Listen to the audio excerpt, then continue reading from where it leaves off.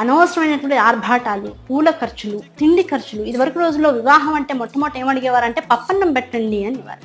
ఇప్పుడు ఆ పప్పు తప్ప మిగతా అన్ని ఐటమ్స్ ఉంటున్నాయి. కొన్ని వేల కోట్ల రూపాయలు కేవలంగా డస్ట్బిన్లోకి వెళ్ళిపోతున్నాయి. రోజుకి ఇండియాలో సగటున ఒక 1,50,000 పెళ్లిళ్ళు జరుగుతాయట.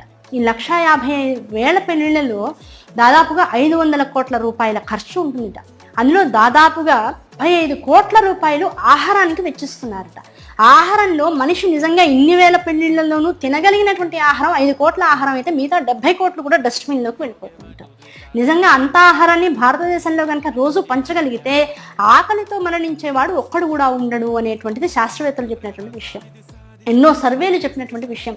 అటువంటి ఆహారాన్ని తినగలిగినటువంటి స్థాయిని మించి ఇంట్లోనే ఒక పప్పు, ఒక కూర, ఒక పచ్చడి చేసుకుంటే బాబాయ్ ఇవాళ ఎక్కువ అయిపోయిందని ఆదివారం నాడు అనుకుంటూ ఉంటాం. అలాంటిది ఒక వివాహంలో ఒక మనిషి